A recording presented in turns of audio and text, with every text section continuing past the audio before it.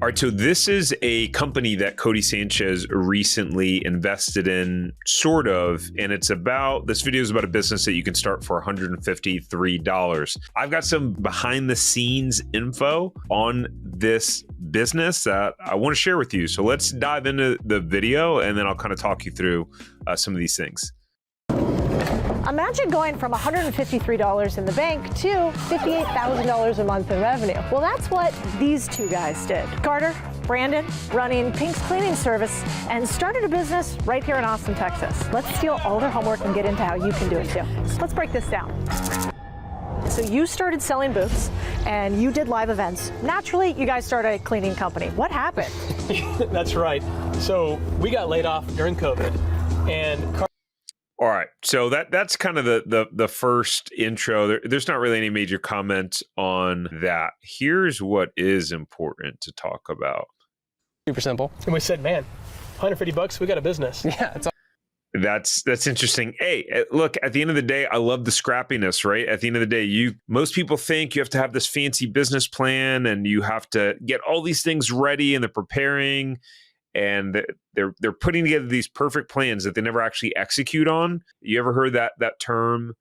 Fortune favors the bold. Like you can literally just go out and start getting customers and making money. But what this wind up creating, what we'll talk about, which is pretty fascinating. But let's jump into this part. That's all you needed. Let's go from there. First of all, I own part of this company. Got to tell you that. The second is you're not going to have the same. Okay, so when she says, I own part of this company, Codie invested in a company called Resibrands, right? And they have it all over their website, Codie's historic investment into Resibrands. Resibrands is a franchise. They are a franchisor. A franchisor, think of it like McDonald's. McDonald's is a franchisor. The person who owns a McDonald's is a franchisee. So Resi is a franchisor, but they are a parent company. So what's common in the world of franchising is you have these parent companies that own multiple different franchise brands. So in this case, Resi owns these franchise brands. That one, Painter, Garage Up, Pink's, and their new one, Action Exteriors. And so Codie made an investment into Resibrands to own part of the franchisor, hence her saying, hey, I own part of this company, which is Pink's. It's going to depend on your background, education, effort, application, and the probability of any business winning or losing. This is the Be an Adult section. I think we should talk about the sexiest part of the service business in cleaning, which is revenue that keeps coming back to you. The recurring revenue model. We call it the magic of Pink's, the magic of the cleaning business. But essentially, we do restaurants weekly. We're there every Tuesday at 9 a.m. cleaning. We have a card on file. So our guys in the field click done. It dings their card and sends a receipt to them. But the beauty about this, it's residential and commercial. So we're saying the same thing to residential clients. It's like, hey, I can save you money because your windows are going to get dirty again, and we'll probably be back here maybe one more time this year, maybe quarterly as the seasons change. Let's get you on the calendar. We'll cut you a little bit of discount, and then we can plan for what's coming up. So. Okay, so this is genius, and the recurring business model is not anything new. You have it in all sorts of different businesses. And think about it, that's one of the reasons why like electrical companies, HVAC companies, plumbing companies have like their preventative maintenance plan, right? You pay whatever, $100 a year, $200 a year, $300 a year. And for those businesses, it works out great, right? Because now you're paying them and they're coming back and they're going to come do the preventative maintenance and then tell you that, hey, you need to do this, and then get the bigger jobs. It's genius. What most people don't know about recurring revenue business models is that it actually makes the business worth more money. What do I mean by that? Let's say that your intention, as a lot of entrepreneurs' goal, is to one day sell the business, right? So you build a business, you want to sell it. Businesses sell for a multiple, typically, of their profits, right? So let's say your business is doing $100,000 a year in profit. A business will often sell for like 2 to 4 times its profit. So it would sell between $200,000 to $400,000. Well, if you have a business that has a good amount of recurring revenue, that business might sell for 3 to 5 times or 4 to 6 times as a multiple. Why? Because there's more predictability in the business. Any business, no matter what business you get in, has the risk that sales can go down because you're having to get new customers every single month. So the more recurring revenue you have in your business, the better, because you have that predictable income stream, which is why people like Codie invest in franchisor brands, right? Because when you're a franchisor, you have people like the people that buy a Pink's franchise, they're signing, I think it's a 10-year agreement for theirs. I haven't checked, but typically a franchise agreement's 10 years. The franchisees that are signing a contract for 10 years saying that we're going to pay you royalties for 10 years. That is recurring revenue on steroids, because now it's not just recurring revenue, but it's contractual revenue, right? Where it's required. Because if, like, as an example, if I have a landscaping company and someone pays me $100 a month to mow their lawn, we're not in a legal contract for 10 years where I'm the only person that can mow their lawn for 10 years and they can't cancel. Different when you become a franchisee, and that protects the franchisee, franchisor, etc. And there's a lot of businesses that have recurring revenue business models. There's a bunch of different other service businesses that have that element. You know, one that I think is personally interesting because not only is it recurring revenue, but it is a need, is childcare. Think about it. The daycare business. Who wants to pay for daycare? No one. But you have to, and it's expensive. And so, like, that's a business that has recurring revenue as well. Brand. So you don't have to go out and get VC money, spend a ton in order to make millions. In fact, you guys started a logo for this company that's now being worn by rock stars, but it costs. Okay, so that part, you don't have to get VC money, to make millions. Okay, yes, that is accurate, right? I mean, these guys have put a lot more than $153 into this business to get it where it is today. It makes a great title to kind of go with those numbers and pulling just that initial like buckets and stuff that they went with. This is part of the reason why, like, in order for them to grow and expand, Resibrands acquired them. They paid them money, and that helped them to be able to expand, get more exposure, connections, like reinvest into the business. But let's dive into what they list as like kind of like their operating and startup costs, and then I'll share with you the inside info on what it's like if you were to open this and become a franchisee of this business. What? How much money? I mean, we spent like $50 from a friend that needed some work. It was a buddy that he could like do some sort of graphic design work, and we were like, "You're the man for the job." Turns out some of the best money you've ever spent was on brands too, right? What was it? It was the van wrap, a billboard that drives around town and is parked in a central location in Austin. And what do you call it? We call it parking. It's so brilliant. $4K, you get a branded billboard that goes all over. Best money we could possibly spend. Then the van. It's a great point. So I actually just did a video, an in-person video, kind of like this with one of our clients who bought a painting franchise, but he bought a resale. So it was a struggling location. He got it for less than $100,000. I think he paid like 60 or 65 grand for the business that, you know, already had revenue coming in, already had customers, some infrastructure, et cetera. And my goodness, I mean, he's just blown that business up. But we were talking about the same thing. We're standing in front of his truck. He has a wrap truck with the brand. And he was saying that sometimes he'll just go park the truck in a Home Depot parking lot. And he'll get people that, you know, that will call him, and he'll get jobs out of it, which is pretty smart to do. So pretty clever. If you want to check out that video, by the way, we'll put it somewhere in the description so that you can watch it. It's pretty interesting. He shares how much money he's making in his franchise. He shares how much some of the top franchisees make in that business, and kind of we break down the business model and how it all works. It was really fun to do. I think you'd probably enjoy it if you like videos like this. And while you're down there, make sure to subscribe. Vans, do you guys have to buy that thing for $75K, or you lease those bad boys? We leased one, bought the other three. So for about $1,000 a month, you could lease one of those trucks, and then you basically can still be profiting every single month while you own a really expensive piece of equipment. It's one job. Yeah, pays for it in one. So I think a lot of times people see all these numbers stack up and they get freaked out at the cost of a van, but they don't realize there's this thing called a loan, and you could use it. Yeah, I mean, that's pretty... Yeah, I always forget sometimes what's obvious to one is not obvious to the other. Most people starting businesses, they're financing most aspects of their business. Although you do have people that, they have access to capital and they'll pay cash for those things or, whatever it is. But yeah, getting funding and a loan is really, really helpful, especially with most people who are buying franchises are not paying cash. They're typically getting loans.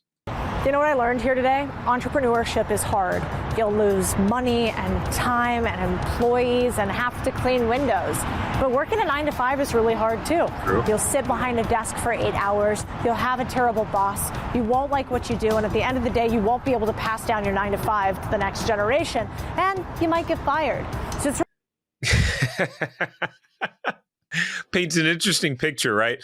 Look, at the end of the day, I think there are people out there that really enjoy their 9 to 5s and it provides for their family and it does really great things. And at the end of the day, as an employer myself, I mean, we have full-time employees on our team, and I'd like to think that they enjoy their work. But the reality is you can't sell your job back to your employer, right? And entrepreneurs, their dream is to one day be able to sell their business for a lot of money, right? And so that's one of the great things about entrepreneurship. But you got to start with the end in mind, right? Because, if you try to optimize things and make it so that you can make a bunch of cash flow in the short term, that probably means not spending a lot on employees, keeping your expenses tight, not building the proper foundation and infrastructure in your business to then one day sell it for a lot of money. There are specific things that you can do that'll make your business more valuable to sell. And a lot of the times that's investing more into the business, which means you're going to make less profit in the short term. Here's one of the crazy things. One of the businesses that sells for a lot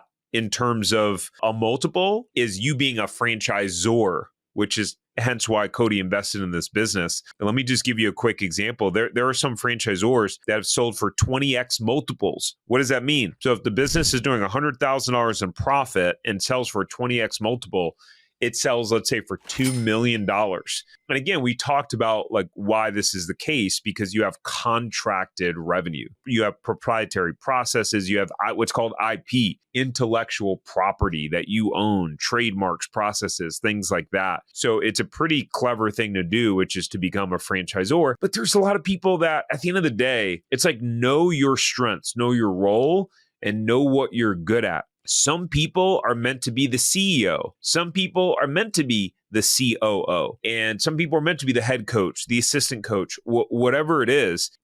Maybe you're not cut out to be a franchisor and create a whole brand and, envision that whole thing. But maybe you would be great as a franchisee. And you could build, your own franchise empire, right? I mean, I have friends that have built, franchise businesses that do 8 figures in, sales annually in franchise business and just absolutely crush it. And for me, I had 9 failed businesses before I bought my first franchise. And, being able to have that system and playbook to follow was so helpful for me because I had a graveyard of businesses before that. Now I like being on the other side. I like the business that I've created, franchise empire, and we've created everything from scratch. So I like that part. But in that season of my life, I needed those systems. I needed those processes to get out of my own way and get out of the confusion and the stuckness that I was in. So, the path that you take can really depend upon the season of your life that you're in as well and what experience you have at that moment in time. Really up to you to choose your hard. I think these two guys are doing a really rare thing, which is telling the next generation of young men that no, actually, you don't have to raise millions of dollars in Silicon Valley in order to make a ton of money, that Main Street millionaires are actually all around us, that the millions are often found in the boring, and that in fact, you shouldn't listen to what everybody is telling you on the news each and every single day, that you have to go work for somebody else in order to have an extraordinary life. Preach, Codie. I love it. I love the message. And here's what I'll add to that. She says, Main Street millionaires are around us every single day. You know who else are around us every single day? Franchise millionaires. And everyone thinks, when they think of the word franchising, what do you think of? You think McDonald's, you think Taco Bell and Burger King and Dunkin' Donuts and all these different food brands. The crazy part is that the franchises that cost the least to get open and that make the most amount of money typically, and that can have some of the best margins, are service-based franchise businesses. Probably 90% of our clients buy service-based businesses, but like we've had clients that have bought power washing franchises, painting franchises. We've had people buy daycare franchises, assisted living for senior care, like all sorts of really boring things. All around you, there are all these businesses and vans and trucks and cars that pass you by that you have no idea that they're actually a franchise. There are franchise millionaires that are all around you. Now, I promised that I would share the startup costs for this business. So let's take a second and dive into that. All right, so let's take a look at this, right? So the initial franchise fee is $59,000. And so you may go, what's that and why is it so expensive? The franchise fee is basically you acquiring, you're buying the rights to own and operate the franchise. It's what's called the licensing fee that you're paying to get access to the system, all the proprietary information, all those different things. Some of these are pretty obvious. Your training expenses, right? $3,000 to $5,500. So, I mean, that's you going to training, flying out there, staying in a hotel for a week or 2 weeks, whatever that is, Vehicle lease wraps, $3,000 to $12,000. One of the interesting things about franchises, they all have these legal documents, these standardized documents called FDD, right? So franchise disclosure document. Every franchisor is required to file a franchise disclosure document. They all follow the same format, right? And so they all have to list the startup costs. If they're going to say how much money people are making, they can't just make stuff up and say you can make millions of dollars. They have to be stating actual performance. That's a cool thing about franchises, that they're regulated. And the regulation helps to protect you as the potential franchise buyer, and it keeps everyone straight and narrow. So it's actually a good thing, so that you don't have all these schmucks, out there scamming people. And you see it all the time with all sorts of other businesses that are not regulated, and people can say whatever the hell they want. But so they'll show a range of startup costs, because some people, depending, like someone might start with one van, someone might start with two vans. If you're in California, the vehicle wrap may be more expensive than if you're in Oklahoma, right? So there's a range. So you got $3,000 to $12,000 there. Master class, $5,000. I don't know what that's for, but we can look at number 3. Let's see. This is a one-time charge for access to our masterclass coaching. This includes 2 seats to attend our monthly masterclass meetings. Each additional seat is $2,500 per person. Interesting. That is very, very interesting. Business license permits, $0 to $1,000. Anyway, so you can see all the startup costs here, right? Uniform, brand and material, $2,000 to $3,000. Office supplies, professional fees, marketing and development, grand opening, advertising, marketing, right? So all of these are not just fees that you're paying to the franchisor. And the cool thing is it tells you on the right-hand side, like, who are you paying this to? Are you paying it to... So like this, it says, hey, you're paying this to us, meaning the franchisor. Hey, you're paying this to us. You're paying this to us. This one, you're paying to third parties, right? So not all of it is being paid to the franchisor. And initial inventory and equipment, $12,000 to $15,000. And then what's included in all this, in this range of startup costs, is $25,000 to $35,000 just to keep in your bank account as additional funds. Right. So you're not paying that to anyone necessarily. It's just like, hey, you're starting a business. You need to make sure that you have money in your business account. And so with all of those things, the range is from $128,000 to $166,000 for you to come in and own and operate a Pink's franchise in terms of the initial startup cost. Again, that includes like additional funds. So most people, the way that it works, they typically get a loan. You typically have to put anywhere between 10 and 20% down. Franchisors do have financial requirements. So they'll say, hey, you have to have a net worth of at least X number of dollars. And that's the way that it works. So if you enjoy content like this, if you've enjoyed this breakdown, commentary, etc., make sure you subscribe before you leave. Hey, if you have the interest in franchising and you want to know, hey, I'm curious to see what sort of franchises are out there, how much money they're making, what what sort of sales they're producing, or I'd love to see if Pink's or other franchises, which ones are available in my area that I live in. Go to franchiseempire.com/directory. There we have a list of some of the top franchises that our team has gone out and researched. We have sales information, all sorts of inside data and behind the scenes information on those franchises. We even have like 2 to 5 minute videos where our team breaks them down, explains it to you if you want to find out more information about it, or if you just want to see, hey, is it available in my market? Then you can actually like submit a form right then and there, and then our team can check that for you. So look forward to making more videos like this, providing more value to you guys and helping to create more franchise millionaires. All right, take care. Have a good one.